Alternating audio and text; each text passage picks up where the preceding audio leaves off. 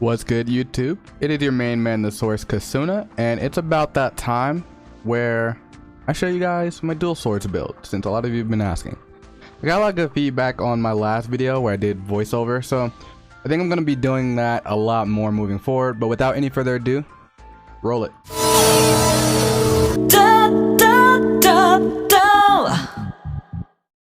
First things first, you want your stats to be strength and then agility.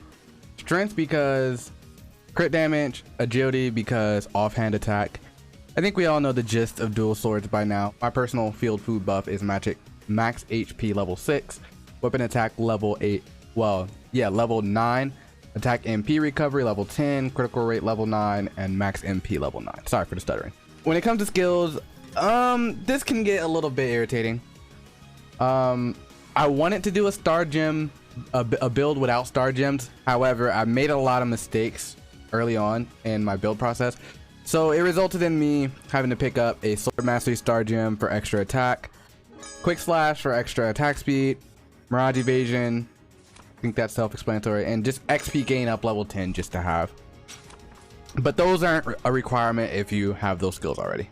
For blade skills, again, you want sword mastery to be level 10, quick slash level 10. That's why I have those star gems.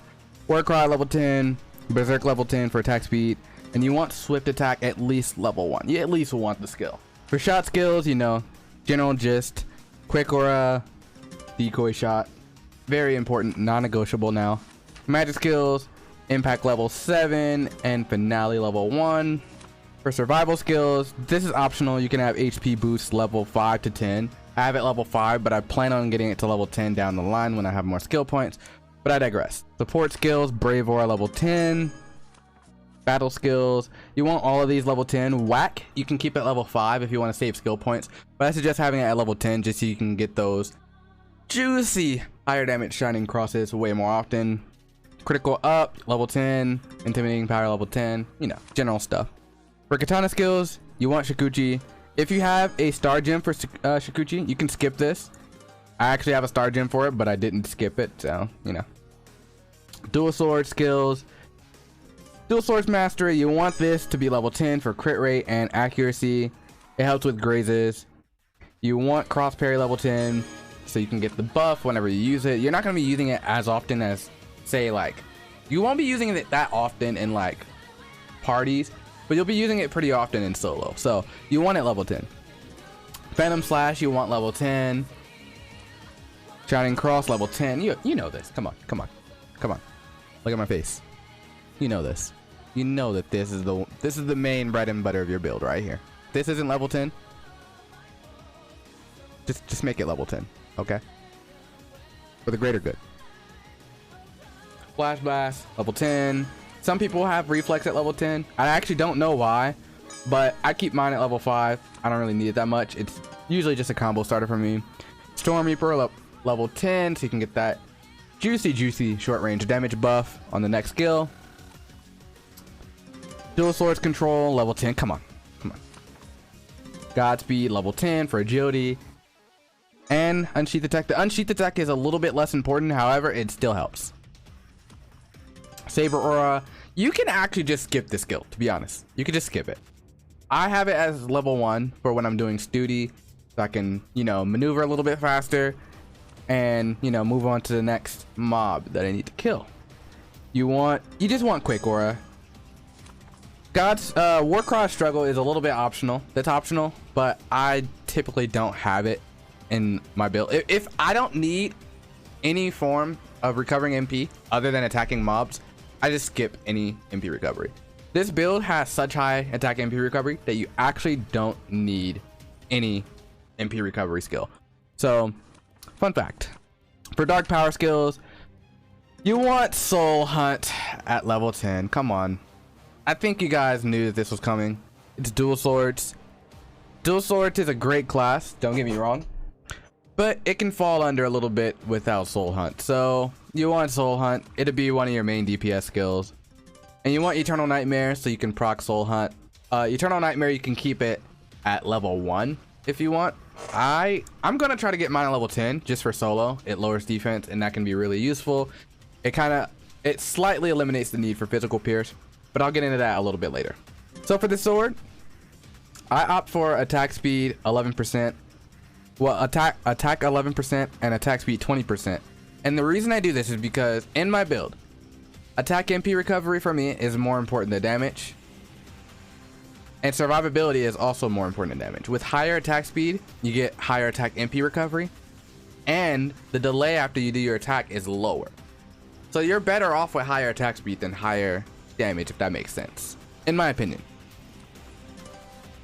For your offhand, you want any elemental sword. The only ones I carry on me are dark and light, you know, the opposites of each other.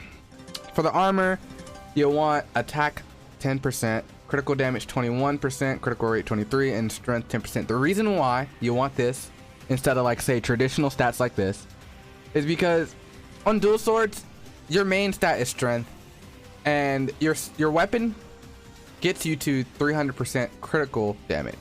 Well, 300 critical damage. And if you don't already know, the crit damage soft cap, where it becomes a diminishing return, is 300.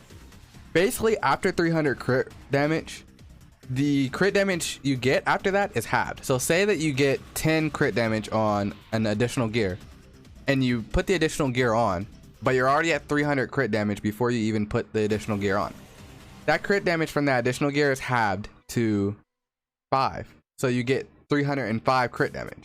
It becomes a diminishing return where investing in other stats is just better off for your build. So that is why I chose these stats for the armor. For the crystals, go Ferga. You can actually go with Uveria if you don't care about HP. And Black Shadow.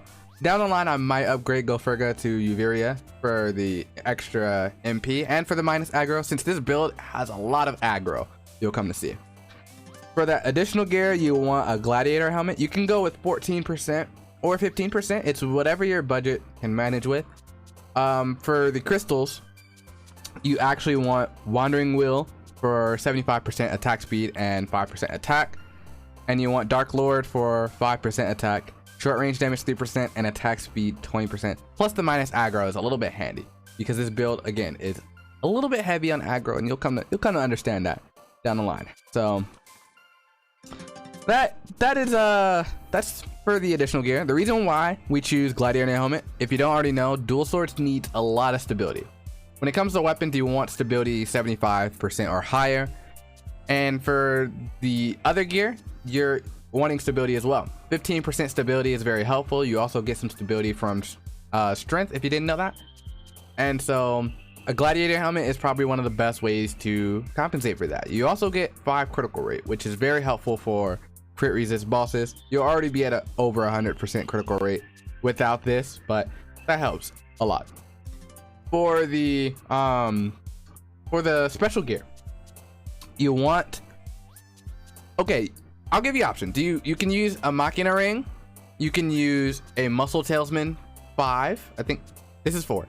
You can use a muscle talisman 4 or 5, and you can use a dark talisman power. The reason why I chose muscle talisman is for the 8 strength. The 8 strength is really good for the soul hunt modifier, as well as a little bit of extra stability. It's not a noticeable amount of stability, but it's a little bit of extra stability. Plus the 500 MP is really good for attack MP recovery. If you didn't already know, you get attack MP recovery based on your max MP without food buffs. So the more MP you have, if you have 2000 MP, you get 20 attack MP recovery for that. And so the reason why I chose these crystals, Venena 2, is for, one, this crystal's really good. 600 MP, so 6 attack MP recovery, 2% attack, and 3% stability. That is really good for dual swords. And a lot of people sleep on this crystal when it comes to dual swords. For the other crystal, you have 2 options. Volgagon for critical rate 20% and attack speed 1000. Or if you're a little bit lower budget, you can use Black Shadow here. For avatar stats, these are a little bit more negotiable. I typically go for attack MP recovery, as you'll see, attack speed 10, attack MP recovery 3, attack MP recovery 8, physical barrier, AGI 8, attack 6, aggro 7%. I really wish the aggro wasn't there, but the agility and the attack really are helpful there. And so that is why I opt for that. Without any further ado, guys, let's get into the next part of this video where I will showcase the build.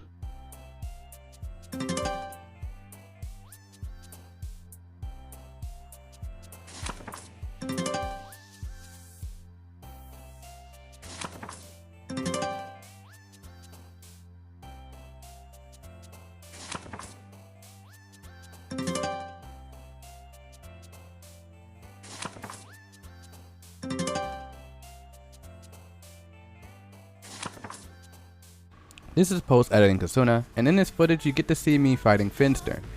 This should show off how I use my build typically, and you also get to just see some cool footage. I hope you guys enjoyed this video, and please be sure to hit that like button if you enjoyed it. Without any further ado, enjoy the footage.